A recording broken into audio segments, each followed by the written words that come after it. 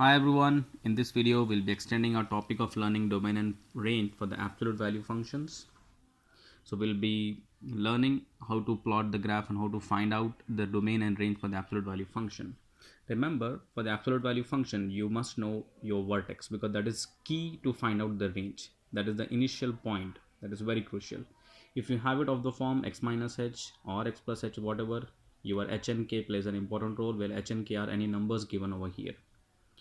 You might be wondering, what if I don't have h and k? What if I have only mod x positive and negative? In that case, the starting point would be origin 0, 0. If you have any number before or inside, you will have it of a linear form like that along with the constant. Then you must equate the inner part equals to 0 in order to get h and k. You cannot just simply write the number whatever is present here as h and k. You must equate it with 0 to get that correct vertex. Now, absolute value function with a positive or negative, it's definitely V-shape, but this positivity defines whether it opens upward or downward. For negative, the shape would be downward. And if you have positive over here, it shifts negative side. I mean, you will plot the point and your vertex would be on the negative side. Why is it like that? Because in order to make this equals to 0, we have to substitute negative value. That is the reason the vertex will be on the negative side.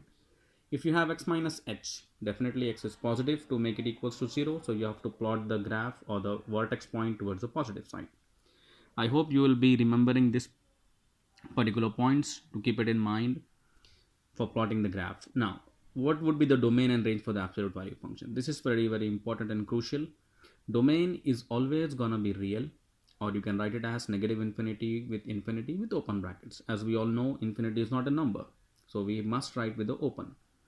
Now, what would be the range? This is very important again. So for the range, vertex plays a very key role because that is the starting point for the positive, and for negative infinity, the starting point would be negative and the number. I hope you will remember this. Now we'll explore the questions. Suppose if you have y is equals to mod absolute value of x plus 3. As I said, x plus 3. So where you will plot this particular point of x is towards the negative sign, shifts towards the negative side 3. So this is your point and vertex. And how many places you will move up? You don't have to plot x and y and do that. You can do that also, but it takes a lot of time. So you will look at this particular number. If there is nothing, it means 1. So you will shift one position towards the right as well as towards the left. Similarly, likewise, you will shift one position for each value. Shift one position, likewise you will shift it parallelly to that. So isn't it pretty simple and all? Yes, that is how your V shape looks like for a graph. And what is your domain? As I said, it's always going to be this one. So range of the function in this case would be, since it is minus 3, so we'll write minus 3, which is inclusive, so write the close bracket, and it opens upward, so it has to be positive infinity. Yes, now next let us just explore the another question, x minus 2. Since we have to substitute positive value to make that equal to 0, so our vertex would be 2 comma 0, so plus 2. As I said, number over here is 1, so we'll be shifting 1 places. Like let's say it is 3, so it is gonna be 1. If it is 1, it has to be 1. So I'm just plotting it just for your easiness. Yeah, so what will be the range now? The range of the function is nothing but positive 2, it opens upward, so infinity. Pretty simple. Or you can write range as y greater than equal to 2. That is also possible. What if you have absolute value function given in this particular format? Modulus x, it starts from 0, but we have plus 3. So you have to shift 3 positions up. And again, as I said, it is 1. So you'll be moving 1 places. I'm just plotting it just like that.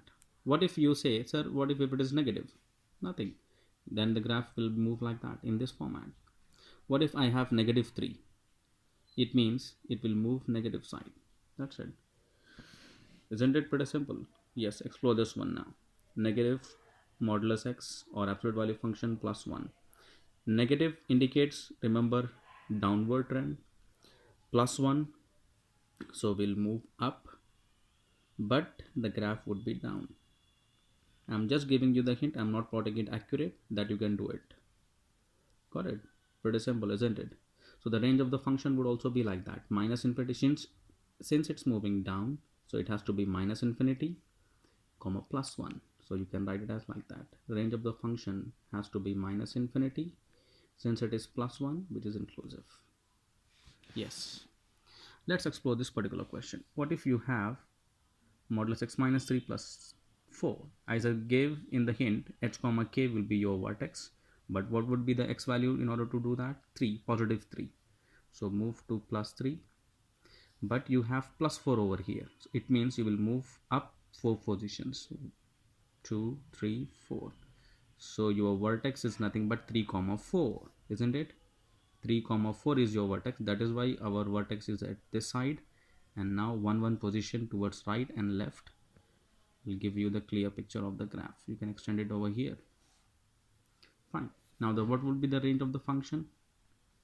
The range of the function is nothing but 3 comma infinity.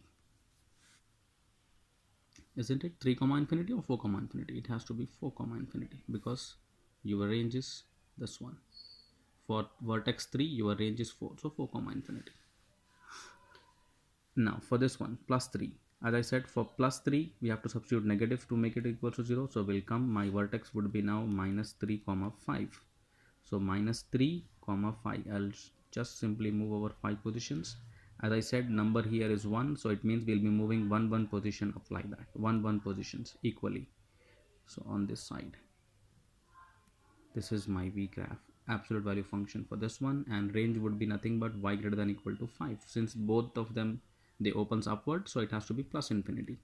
So range of the function would be nothing but 5 comma infinity, or you can write it as y greater than equal to 5.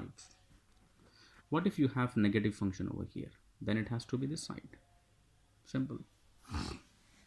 Now next one, I have given it for this one in order to make students understand.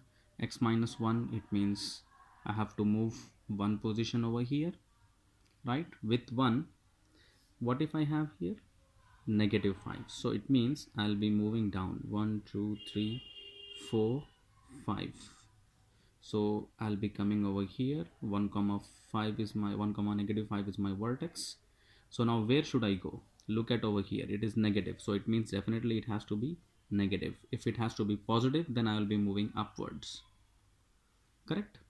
Now since it is negative, so this 2 indicates the positions 2, but here it will go 1 1, left right 1 1, but this side it will go 2 places. So 1 2, 2 places, and 1 2 but 1 1. So like that your graph will be. If you find it difficult, then you can plot x and y for this particular thing. Now your range would be, since it is moving downward, so negative infinity, and what is that we have over here? Minus 5. So you can write y less than equal to negative 5, or you can write it as negative infinity comma negative 5. I hope you like the video. Please like, share and subscribe, and spread it to your friends. Hope enjoy.